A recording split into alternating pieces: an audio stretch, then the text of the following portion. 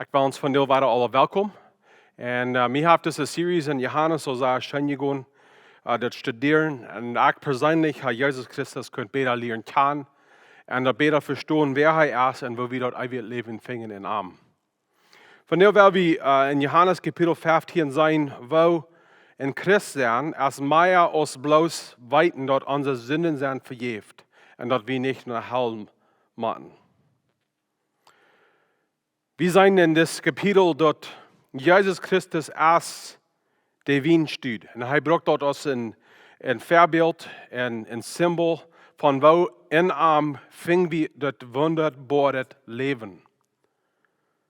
Ik wil ons van der helpen denken dat du als meer voor ons in Christus. We zullen niemals glücklich zijn, glücklich worden. En zo denken te onszelf, dat is alles wat het is. Dat de kerk voeren, een beetje van de Bijbel lezen, de basis proberen te doen. Ik wil ons van der moed merken, dat proef je beste, zo diep als je kan, Jezus Christus beter leren kan. Wil Jezus Christus is, de rechte wien stuurt, en in Arm hebben we dat eeuwig leven. So we even gaan to Johannes kapitel 15. En hier leren we, en hier zijn 3 mensen zo te zijn in dit symbool. Du als Jezus Christus, de Vader, en Jezus Christus zijn Nachfolger en zijn Jünger. So deze 3 personen zijn we hier en we hebben alle een rol. En we kunnen in Jezus Christus, wanneer we in Arm zijn, dat eeuwig leven hebben en ook Jezus Christus beter leren kan. Jezus vangt aan in de eerste vers en hij zegt dat ik zie de rechte wijnstuud en mijn Vader is de wijngardner. Jezus brukt verken vergelijkenissen, hij brukt verken geschichten, om ons helpen beter verstaan wat het meint dat we in Gottes Reich zullen leven en waar we gemeenschap kunnen hebben met God. So met dit symbool wat hij hier gebruikt, dat is een vergelijkenis van de wijnstuud. Wel Jezus hebben we zullen een paar dingen verstaan van het leven wat hij ons schenken deed in Arm.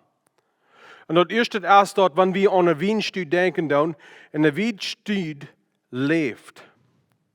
En Jezus Christus brengt leven. Mir sind allemaal so schuld, wenn so wer sein, sie sagen, Jesus Christus nur Feuer, kein Leben haben. Die freuen sich niemals. Die gehen rum und das sieht alles so traurig mit ihnen.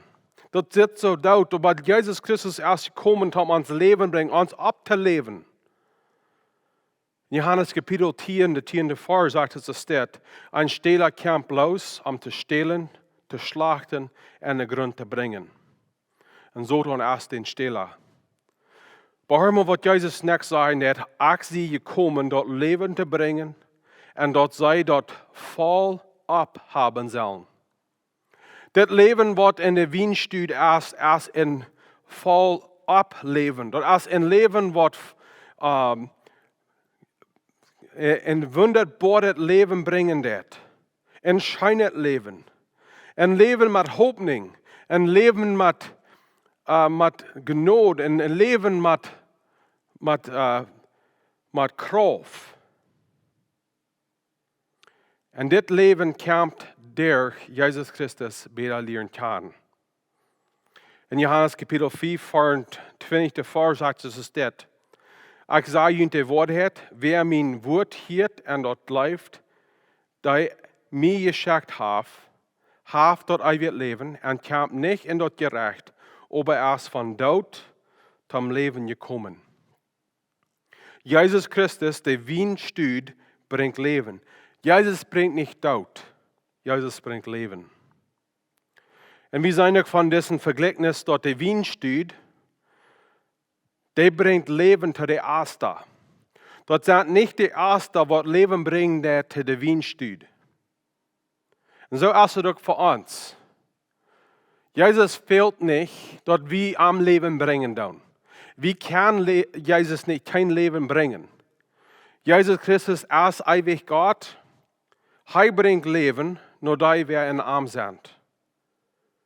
Jesus Christus is en wordt allemaal God zijn, wanneer ook zo wederom komt dat keiner aan hem gelooft. Jesus Christus is de levende wijnstuud. Maar wanneer we dieses Vergleichnis willen verstehen, hier sind zwei Dinge, zwei Wahrheiten, wat Jesus te wijzen hat hier. Eerst zullen wir verstehen, dat de wijnstuud redt van den Weg van en dat Volk van God. In het Oude Testament en Nieuwe Testament verstaan we dit als de Reich der Israël, de eerste Israël, de gewählte Volk, wat God zijn mensen zijn. En deze wijnstuud is dat Volk Israël, eerlijk Israël. Dit is God zijn Kinder. En we verstaan in Christus dat redt van de kerk. Al die wir gerecht zijn poort van deze wijnstuud. En die dan, wir worden poort gemerkt van deze wijnstuud, Jesus Christus, komen en ze nemen het leven van dit niet volk wat voor God uitgewählt is. En Jesus Christus is, die wird het Leben geben dat. Diesen Vergleichnis wir wieder nehmen, wir lesen in Römer Kapitel 11, wo Heiden, nicht Juden, worden angeplant an dieser Wijnstuud.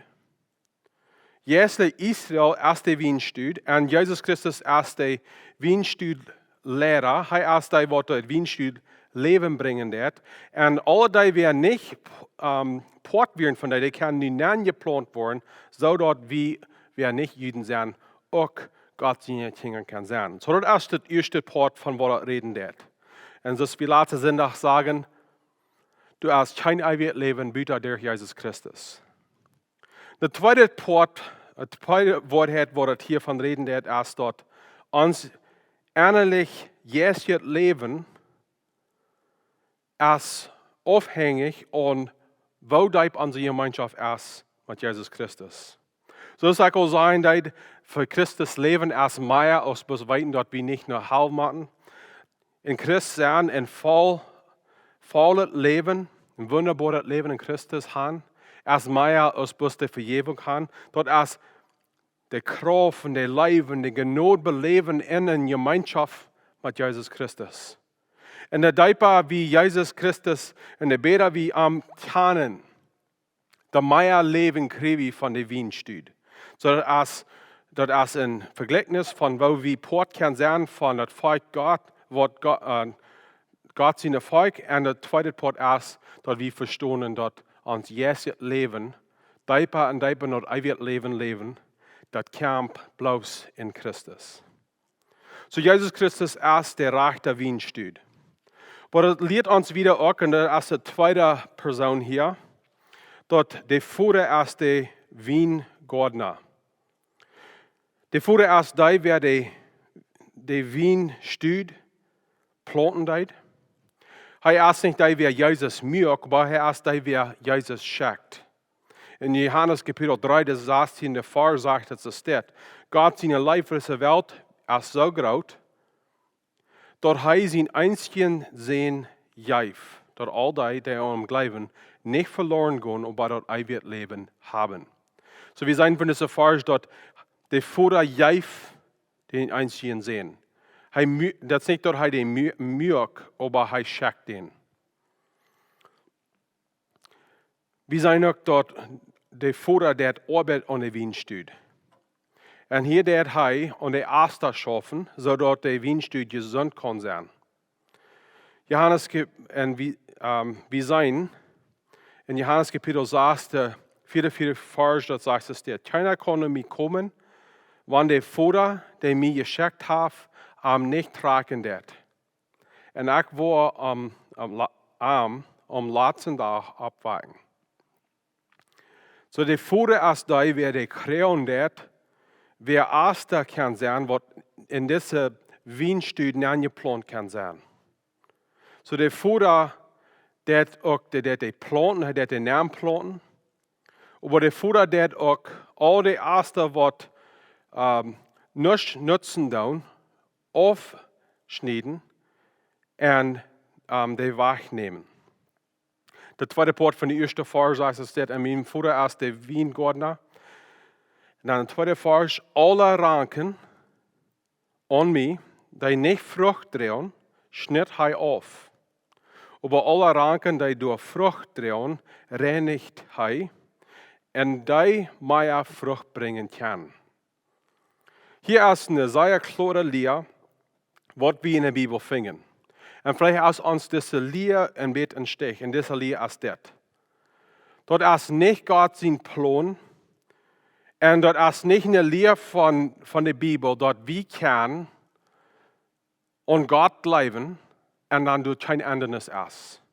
Dort ist unmerklich für so eine, wie Jesus Christus angenommen hat, die wahre Geburt gekriegt hat, die wahre Geburt und das Leben, was bringen wird, dort dann keine Frucht kommt. Dort ist unmerklich Portion von Jesus und dort wird keine Frucht bringen. Und da wird keine Frucht bringen, was sagt das hier?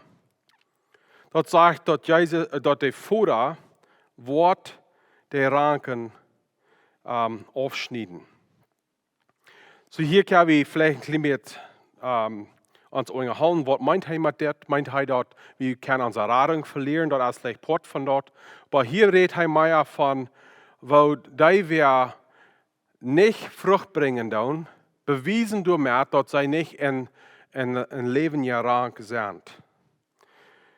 Und jetzt stimmt auch mit, was wie in Offenbarung Kapitel 3, 15, was 16 sagt. Lesen dann, das sagt es das. Ich weiß die Wolken. Und dort du nicht kalt oder nicht heiß bist. Ich würde mir wünschen, dass du kalt oder heiß wirst. Und willst du warm und nicht kalt oder heiß bist, wo ich die uit mein Mühl spielen. So Gott will haben, wir sollen entscheiden, dass wir Frucht wollen bringen. Und wir don't nicht entscheiden, dass wir den Frucht selbst merken können, aber wir müssen entscheiden, dass wir Port sind, wir loten Jesus Christus in Frucht wasen durch uns. Wir dann bloß dort Frucht bringen, was Jesus uns geben wird, zu bringen.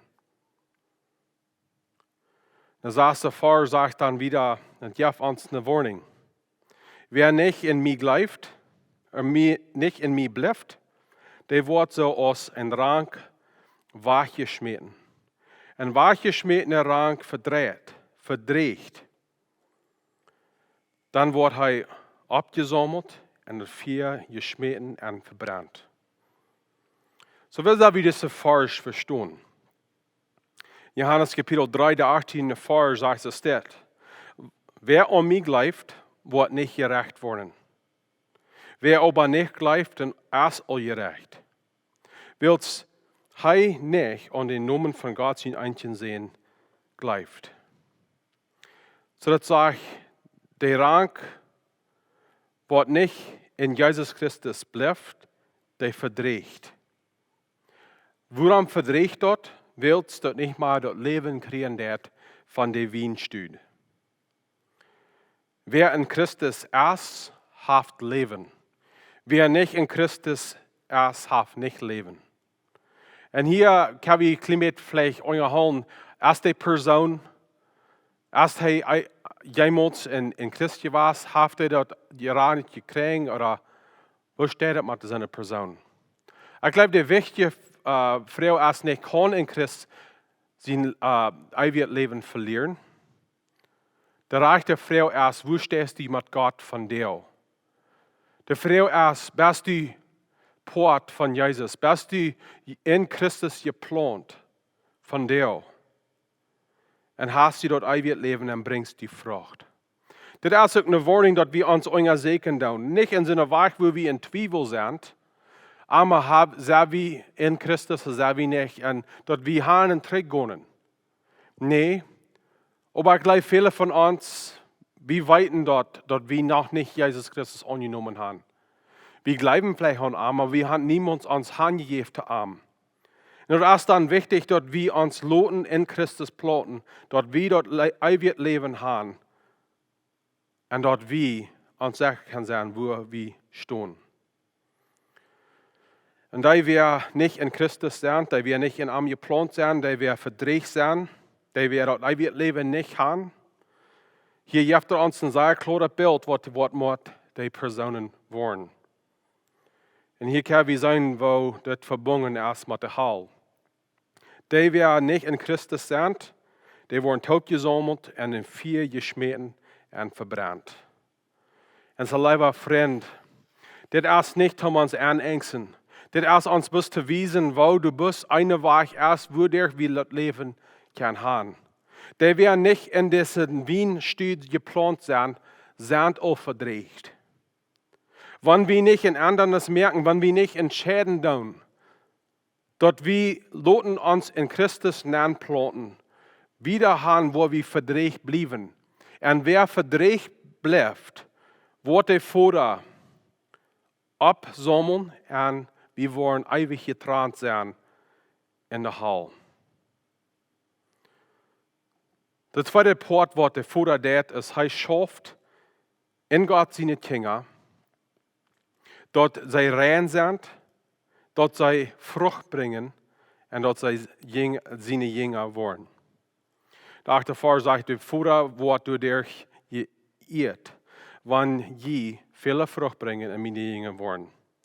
Hier der Vater an uns schaffen. Hier sei wie wo das erste Part ist, das Gottes Volk planten, da wir ein ewig Leben haben, so wie in Christus ein ewig Leben haben. Aber hier ist der zweite Part, wo er in uns schaffen, dort wir in Christus in der Gemeinschaft wachsen. Und das meint nochmal, dass Gott an einen Christ arbeiten wird, in dem Sinne, was uns vielleicht nicht scheint, aber durch die Arbeit, was Gott in uns tut, bringen wir mehr Frucht. Uns gehen diese schwere Zeiten nicht gut. Das geht nicht schein.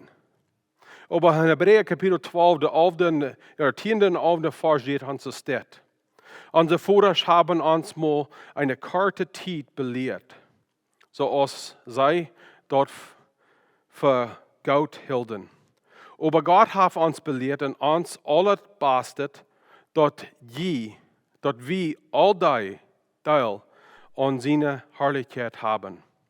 Gestraft worden ist für uns, genau, gerade wann dort passiert, nicht eine Friede, aber Trauer. Nachher aber bringt dort für die, die sich durch dich im Gaudet geeift haben, eine scheine Art von Friede und Gerechtigkeit.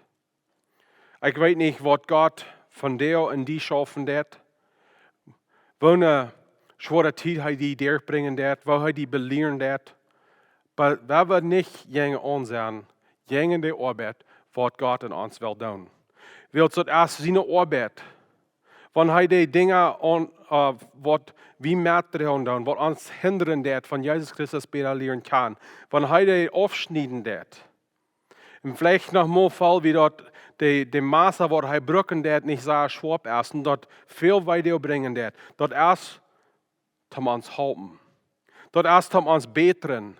Dort erst dort wir können mehr und mehr das Leben beleben, was wir in Christus sind.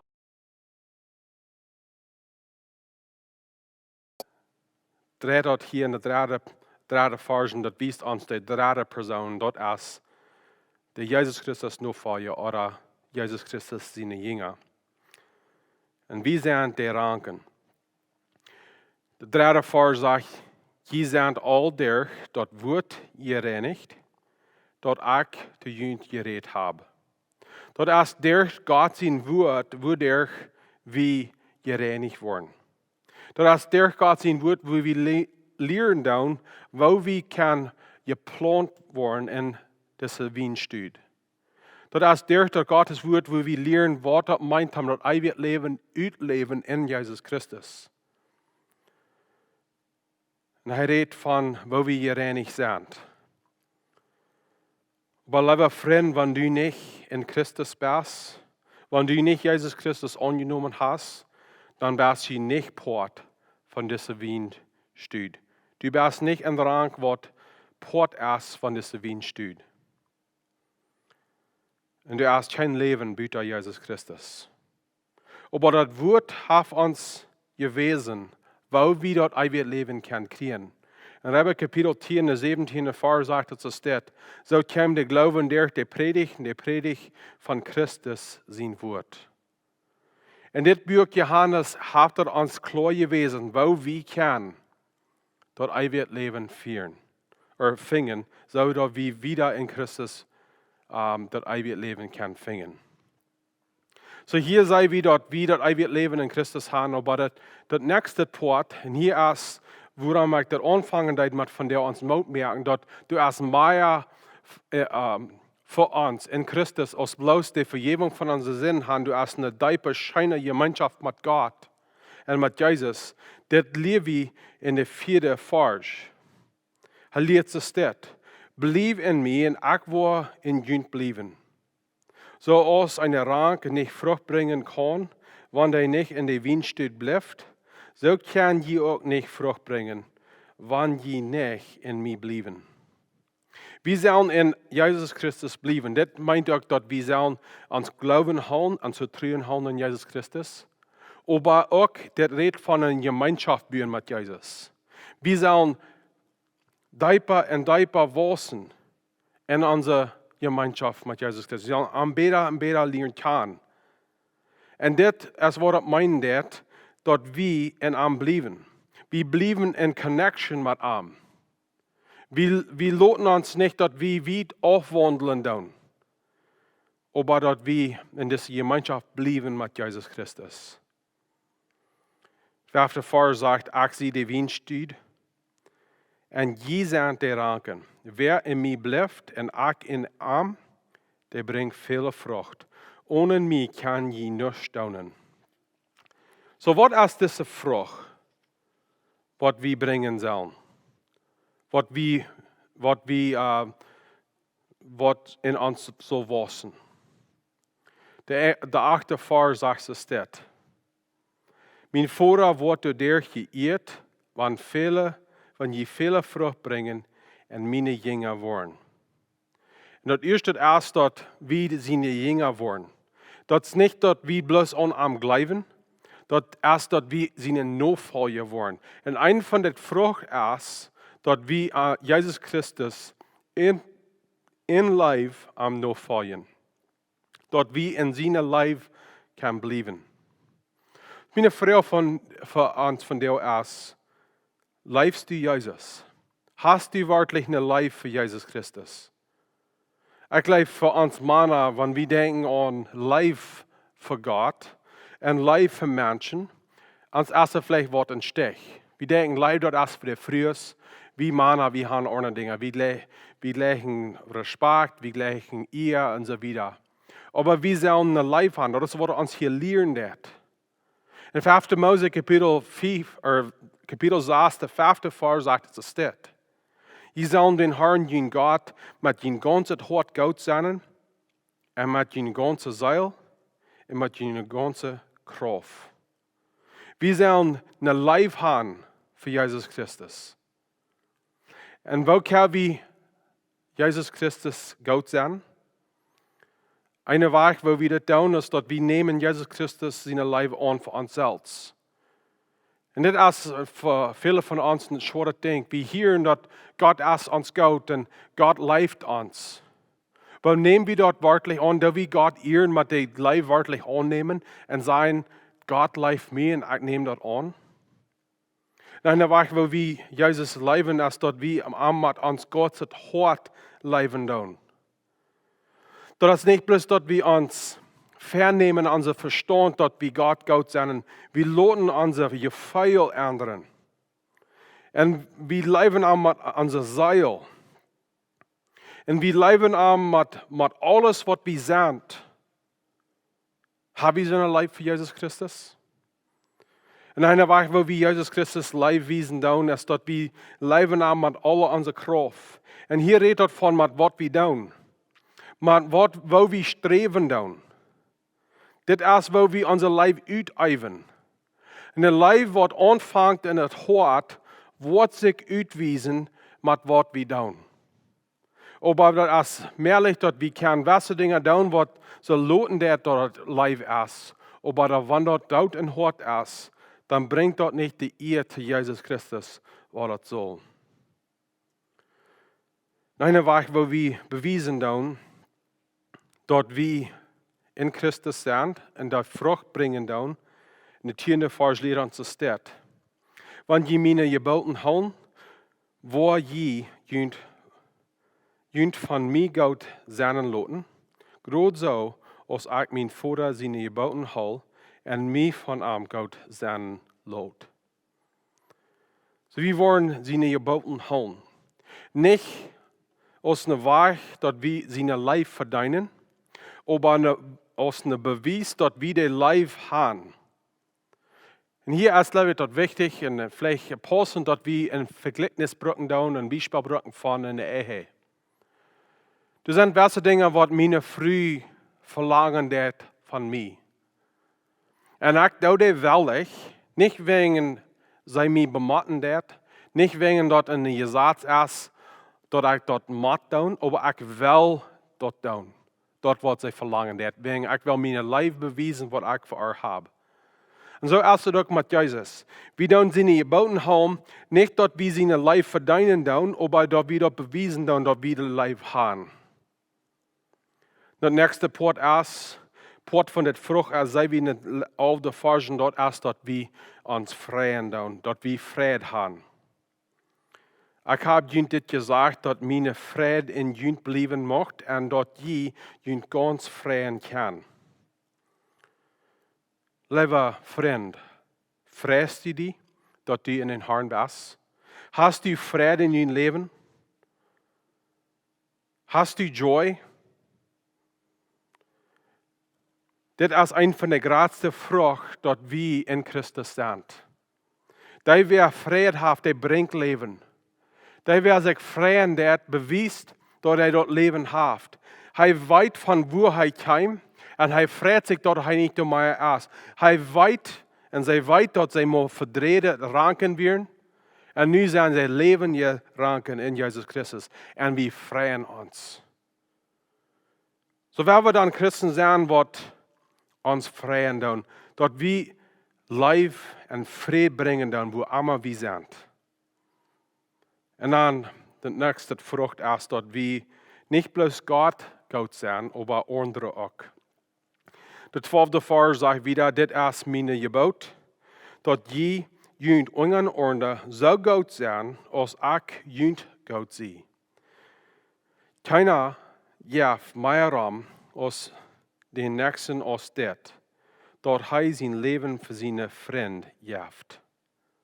We kunnen wijzen waar Jezus dit leren deed in de ordende evangelische beker. Dat we zullen onze vriend goud zijn. Maar hier zegt het dat we zullen onze vriend goud zijn. So mijn vraag voor ons vandaag is, hast du een lijf, die broeder en die zuster in het kerk? Dat we Jezus Christus nu voor je zijn. Wie Jezus leert in Johannes kapitel 13, 3 of 34, maar 35 zegt hij dit. Ik geef jullie een nieuw gebod. Je zullen jullie ongeordende goud zijn. Krijg zo als ik jullie goud gewas zie. Jullie lijf voor een anderen zal zo groot zijn als mijn lijf voor jullie. Wanneer je lijf ongeordend hebben, wordt allemaal zijn dat je mijn jingen zijn. So een van de vruchten wat wijzen dat we in Christus zijn, dat we een rang zijn wat in Christus geplant is dat we worden een lijf voor anderen hebben. So, ik weet niet, wil je in een gemeenschap zijn met de christen wat rammen je is in je kerk? Best u die noba in de kerk goud? Die weer in je kerk zijn, die weer vielleicht andere Verständnis haben, von was sie lernen, was die angeht. Die wir anders sein als je, anders denken doen, was die angeht. Wir sollen eine Leib haben, ein so als Christus eine Leib hat für uns. Eine Frucht, dat we bewijzen dat we poort van deze wijnstuud zijn, dat we een rank zijn in deze wijnstuud is, dat we een vriend zijn van Jezus. Voor velen van ons dietje is dit vreemd. Waar is dat merkelijk dat we kan God zijn vriend zijn? We denken dat vrienden dat zijn mensen wat met z'n overeen zijn. Die zijn equal. Einer ist nicht höher als der andere. Aber weil Jesus Christus kam zu dieser Welt und er mögt sich selbst in Knecht, hat uns anladen, dass wir seine Freund können sein. Und du hast keiner bessere Freund als Jesus Christus. 14. 15. Vers sagt es dit. Je seid meine Freund, wann je dat doen, wat ik junt sei. Ik naan junt nicht meine deiner, wils ein deiner weet nicht, wat zijn haar deed. Ik heb je vriend genannt, wils ik junt alles gezegd heb, wat ik van mijn vader gehoord heb. Lieve vriend, ik weet niet wer dit hier deed. Maar vielleicht hast du von der Sinne, wer das soll hören. Jesus Christus ist nicht bloß dein Herr, er ist nicht bloß dein Heiland, er ist nicht bloß dein Rader, er ist auch dein Freund. Ein Freund, der dich bei ist. Ein Freund, der leibtollig ist. Ein Freund, der Genot wiesen wird. Ein Freund, der dich niemals wird verloren. Und wenn du von dir allein feiern darfst, Jesus Christus ist ein Freund, der dich bei uns ist. Und wir können uns verloren an ihm. So, das sind ein paar Dinge, ein paar Wege, wo wir bewiesen haben, die Frucht, die wir bewiesen haben, dort wir in Christus sind. Dann lehrt das wieder, dass diese Frucht, die wir bewiesen haben, ist eine Frucht, die nicht abhört. Und das hier in der Vers sagt es das. Die haben mich nicht gewählt, aber ich habe jüng gewählt und angestellt, dass die gonen en Frucht drehen, Frucht, die door blijven wordt. Dan wordt hij Vader jüng geven, en wordt je in mijn namen beten.